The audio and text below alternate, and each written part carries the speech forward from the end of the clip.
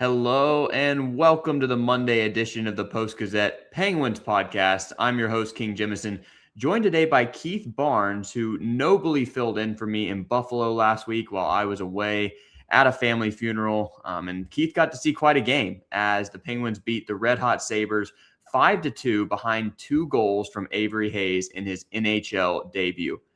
That was the team's last game for 3 weeks, thanks to the Olympic break. Several Penguins have made their way over to Italy with games starting later this week. And we'll have plenty of time to talk about that and, of course, about the win in Buffalo. But, Keith, before we get to it, what did you think of last night's Super Bowl? Did it keep you awake through the late night? It definitely did not. Honestly, I can say that I started nodding off around the middle of the first quarter. It was not a good game. There was some nice defense from Seattle. Let's put it that way. I think they played a really good defensive game. I don't think Drake May showed anything in that game at all. In fact, I think I tweeted, I said he played more like Aunt May from Spider-Man than he did Drake May that we had seen all season long. So, he never really kind of adapted to what Seattle was able to do to him as far as, the blitz packages. He missed a couple of wide open receivers, could have made a game out of it, but I thought he was a detriment to the team at that point in time. He looked like a young quarterback playing in his first Super Bowl. And, you can't really fault him for that to an extent, but by the same token, some quarterbacks are able to rise to that moment, and he was not able to do that. And kudos to what Seattle was able to do against him. And Seahawks defense pressured him constantly. He was never really comfortable in the pocket. They couldn't get a running game going with Ramondre Stevenson. They just didn't have it. It was a Seattle game, and they won in all aspects. They definitely did, and I agree. It was one of the more boring Super Bowls. Somehow last year, even though it was more of a blowout with the Eagles over the Chiefs, it was still somehow more interesting because you had sort of this, not death of the dynasty, but this blow to the Chiefs who had been so dominant. It wasn't the storyline that would have made it really interesting if it was an incredible Sam Darnold game and we see him have this full circle moment. We didn't even really get that. He was just fine. He didn't make the big mistake. Mm-hmm. But yeah, Drake May, I know there were rumors about his shoulder being hurt. Definitely looked that way because the velocity on his throws was nothing like what we'd seen from him for most of the season. And I think that kind of took away the Patriots' only chance to pull an upset. But yeah, football's over for a long time. And it's now, at least in Pittsburgh, the Penguins' time to shine where they're going to be fully in the spotlight.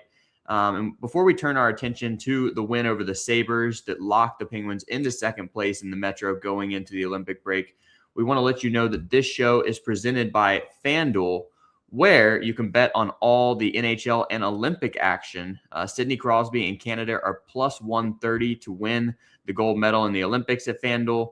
The U.S. is plus 195. And Rickard Rakell, Erik Karlsson, and Sweden are third on the odds sheet at plus 470.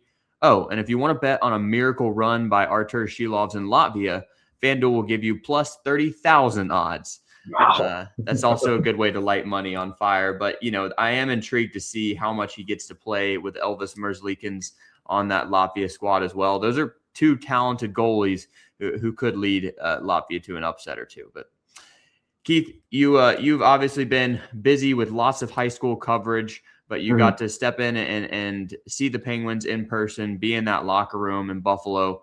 What were sort of just your first impressions from that experience being around the team?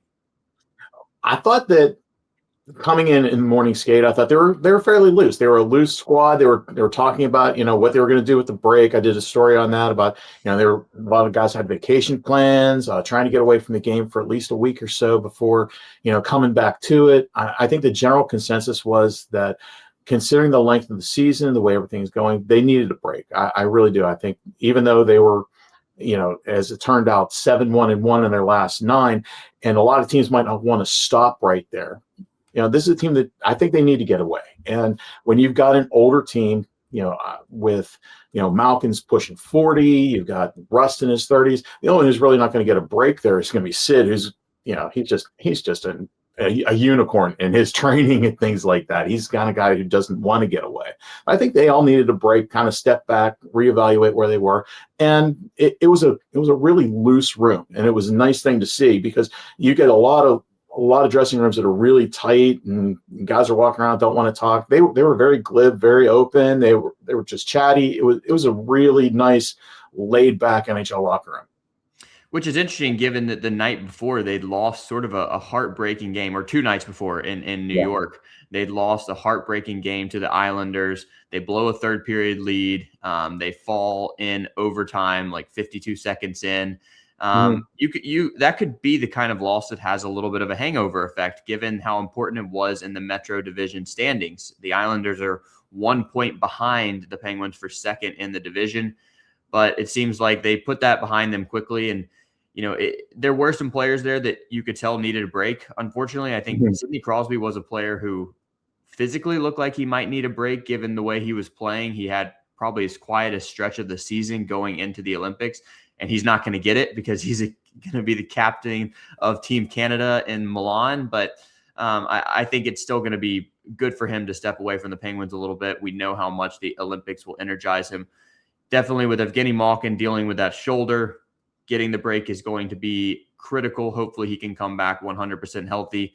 It means Chris Letang can deal with this foot injury and not miss that many games. There's going to be a lot of benefits, even though it does break up a run where the Penguins have gone 14-3-3 since Christmas. But Keith, I think that's one of the things you have to wonder too is when they come back, what's the chemistry going to be like with this team? Because I don't care what anybody says, when you're talking hockey teams, it's all about chemistry. And stepping away for 3 weeks, it's going to be that first game or two back. It's going to be interesting to see where they are as far as the sync of the team, and that's something that the players weren't really concerned about. I was kind of surprised about that especially when you have a run like that. You want to have that chemistry, that sync. You want to have players knowing where they are on the ice at all times, and they weren't concerned. So that was kind of a little bit of a surprise to me. Yeah, you never know how much that they're really being honest with those kind of answers, or seriously thinking about it when they've got a little vacation on their minds. But I think that we've saw this team pick up play their best hockey of the season following the Christmas break. And I think if that's any indication, then they can take a few days off and come back and find their games. And the players who aren't going over to Italy, so most of the roster will be returning to the ice to practice together next week. So it's not like they're going to have 3 weeks entirely off before they next play on February 26th against the Devils. Having your first 2 games back be against New Jersey and the Rangers, not the worst welcome present either. But Keith, in terms of what you saw on the ice, what stood out to you about that 5-2 win in Buffalo? Obviously, the big thing is going to be Avery Hayes. I mean, what he did, being able to step out there, and it wasn't just, in retrospect, kind of, you and I had talked a little bit about, for me to kind of take a step back on that.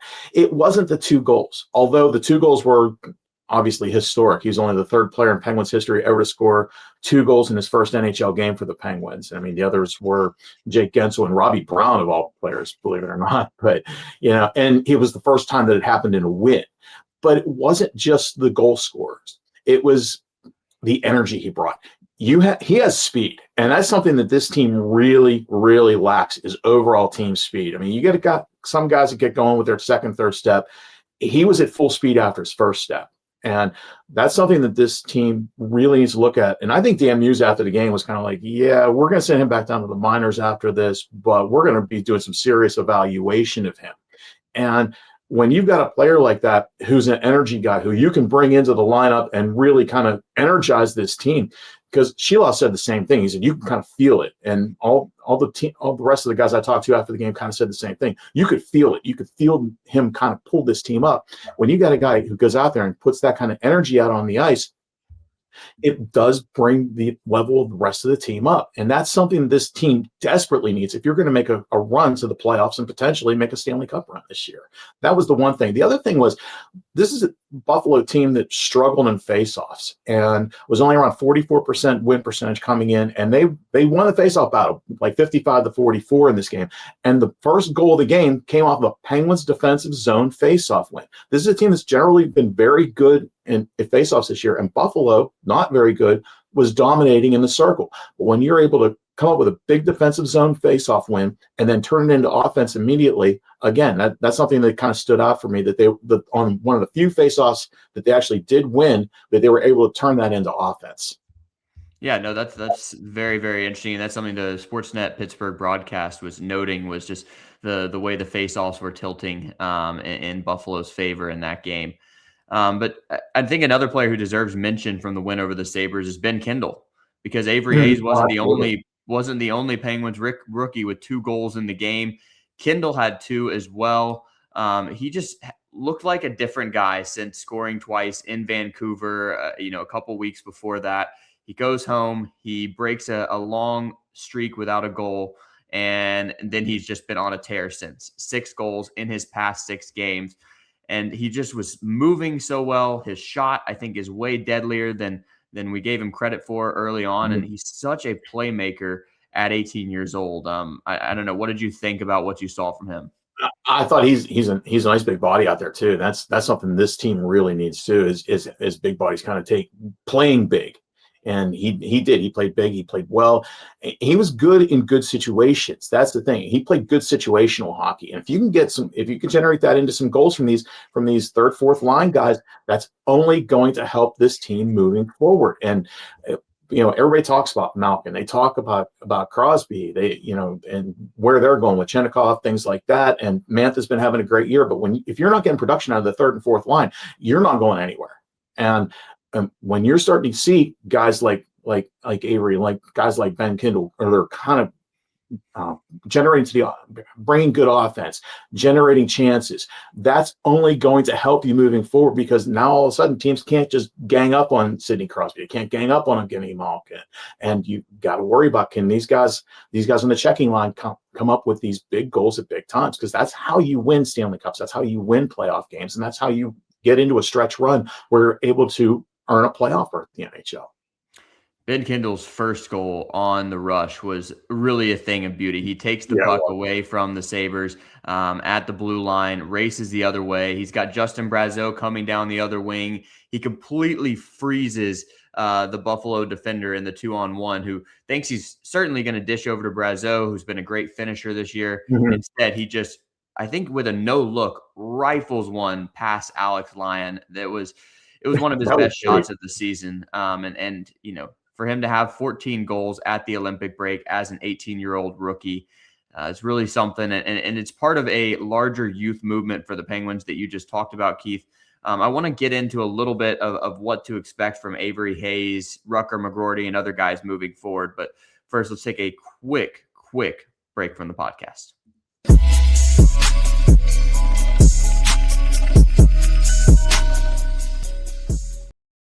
Welcome back to the Monday edition of the Post-Gazette Penguins podcast. I'm King Jemison, joined by Keith Barnes, who covered the team in their most recent game, a win over Buffalo last week. Now they're in the Olympic break, but Avery Hayes, Rutger McGroarty, a couple of the key figures in that win in Buffalo, they are not taking a break. They're back down with the AHL Wilkes-Barre Scranton Penguins. And Avery Hayes, in his return to the AHL 2 nights after his historic NHL debut, has a hat trick, including the overtime winner over Hershey. You talked a little bit about what Dan Muse said post-game, but what was sort of the sense you got about how he saw, upon quick reflection, Hayes' future with the Penguins, or in particular even this season? I think he was upbeat about it. He really was. I think his performance took him aback a little bit. He was like, we saw this kid coming in, but seeing him again, I think he kind of has to reevaluate. And I think the entire organization is going to reevaluate this kid coming forward. I think they're going to put a microscope on him over the next 3 weeks to see where he fits in. Does he fit in? Can they get him quality ice time? Because that's the key. Because you don't want to bring up a kid. I mean, I know he's 23, but you don't want to bring him up as a rookie and say, okay, we're going to bring you up and you're going to be a healthy scratch for the next 3-4 weeks. And we're going to throw you in one game just to see how you do. You want to make sure that if you're going to bring him up to the NHL level, he has got to take a regular shift. He's got to be a guy that can contribute immediately in some manner or fashion, whether it's with McGroarty on the fourth line, throw him on the number 2 power play a little bit, maybe get him a little bit of work in there or something like that. But they're not going to bring him up and sit him. That's the one key. So you've got to figure out where you're going to put him when it comes time to bring him back to the NHL, if you're going to bring him back after the Olympic break. I think Dan was kind of leaning towards bringing him in. But again, it's the immediacy after the game. The kid just had 2 goals in his NHL debut. Everybody in the organization is uplifted by this. Everybody in the locker room is uplifted by this. You don't want to get too hyped up over him. But then coming back and scoring 3 against Hershey, you kind of got to say, maybe this kid belongs in the NHL at this point in time. So I think it's going to be a wait and see with him. But the initial response afterwards was, we've got to find a way to put this kid on the ice and generate some energy with him, because he's a good talent that we're wasting in the minor leagues. There's just so much more to his game than you would think from an undersized, undrafted winger. And I looked at his OHL stats. It's kind of hard to believe that he was undrafted. Like, he was producing over a point per game in the OHL, and yet somehow made it through 3 NHL drafts without being selected. He signs an AHL deal with the Penguins in June of 2023. I was going back to an article our colleague Matt Bensel wrote at the time, and he said he basically signed with the Baby Pins because he saw it was a depleted prospect pool. He saw it was a place where he could make an instant impact. He was right about that, but now, even as they have added all this talent, like his really good friend Rutger McGroarty, you just can't keep him off the ice. He continues to keep climbing. He leads the Baby Pins with 16 goals in 32 games this season. Like, pretty crazy numbers at that level. Here's the thing, though. I have a hard time seeing his path to consistent playing time in the NHL this season, because the 12-person forward lineup for Dan Muse is pretty set. Like, you're not going to mess with the top line of Crosby, Raquel, and Rust. And by the way, I think Avery Hayes kind of reminds me of Brian Rust a little bit. They're both from Michigan. They're both He reminds me of Tyler Kennedy a little bit too. Yeah, from just that energy guy, and the kind of guy got caught in a numbers game for a long time in the minors. But yeah, go ahead, please. Yeah, and you're not going to break up the second line of Malkin, Chinikov, and Novak. They had another goal on Thursday in Buffalo, and just consistent activity throughout. And the fourth line has been untouchable with Lazada, Chari, and Dewar. 2 of those guys were unavailable, and that set the stage for Hayes to make his debut. But, I just don't see how you would really mess with that. And then Brazeau, Kindel, Mantha are 3 of your biggest producers this season. But there's going to be injuries. And there's going to be guys who go through a patch where they're struggling for a little while, and you need to call somebody up.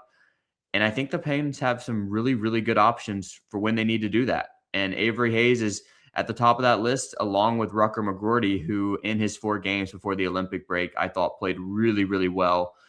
Put up a couple assists, but more than that, was just another great energy guy. But do you see a spot where Hayes could fit in more regularly, somebody he could supplant in that lineup? That's the problem. You have that set lineup, unless there's unless there's an injury or somebody really goes off the cliff. You can't. I don't think you can bring him up and have him sit. I don't think he's a guy you can bring up and say, okay, you're going to be a healthy scratch for the next 3 weeks. Get him the ice time that he needs. Let him continue to develop in the minor leagues. If you bring him up as an emergency player, or if there's an injury, then yes, you find a spot for him, but you don't make a spot for him.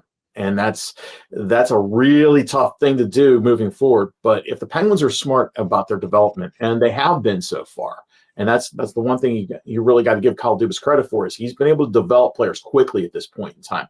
So I would keep him in the minors, let him get consistent ice time, let him get 18, 20 minutes a game, let him really kind of continue to develop his game, and he'll be ready when the Penguins need him. That's a key, is being ready when they need him. And he showed that he's ready to play in the NHL. He's got to find a spot for him, and I don't think you break up what's working for you right now. I agree. But you just never know coming out of the Olympic break. Is everybody going to be healthy? You've got an older roster that has dealt with quite a few injuries this year, but I think by and large has skated through with a fairly clean bill of health.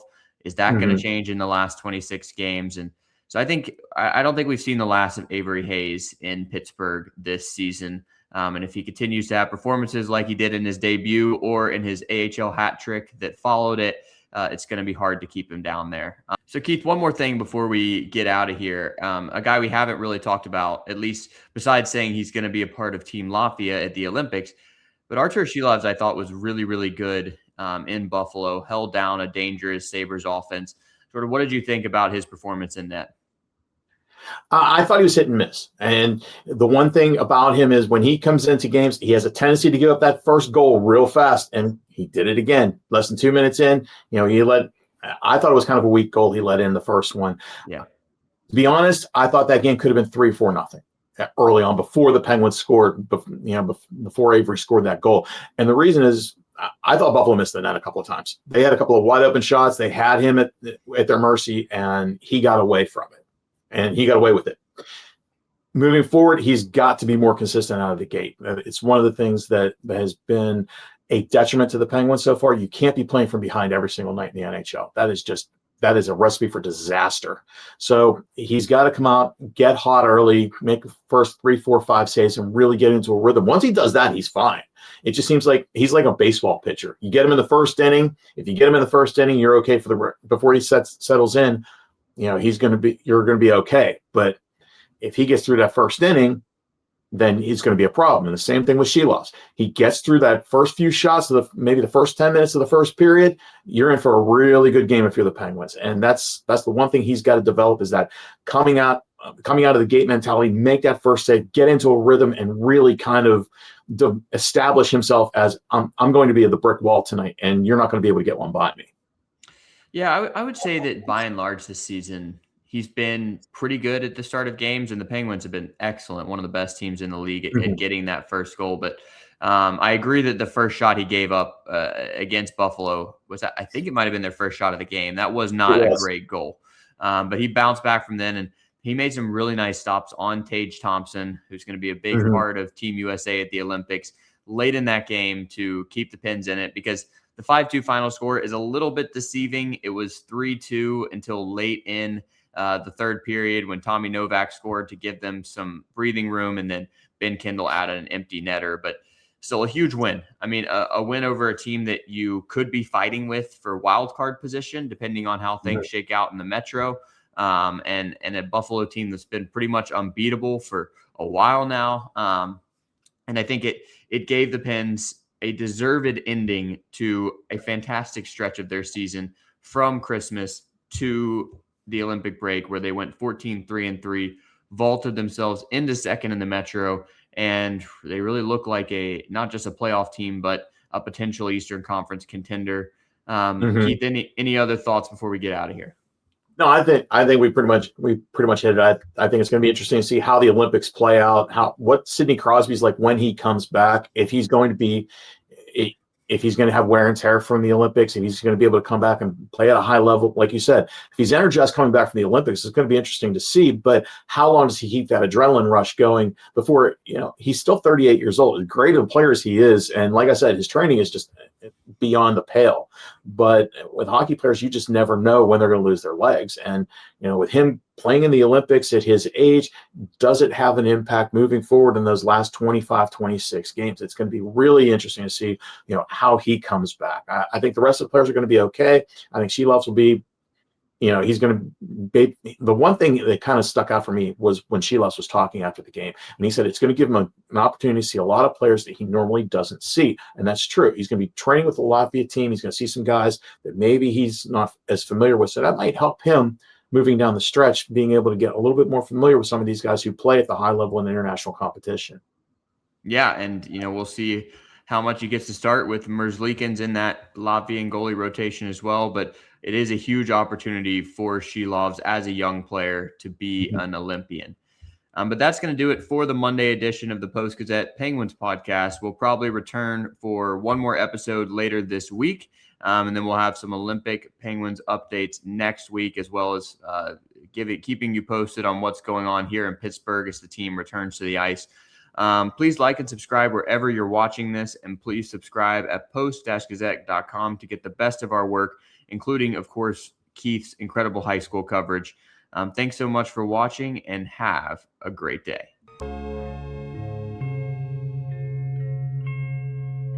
Thank you for checking out this content from Post-Gazette Sports. If you watch this video on YouTube, please like the video and subscribe to our channel. For all of the sports coverage the Post-Gazette has to offer, visit post-gazette.com.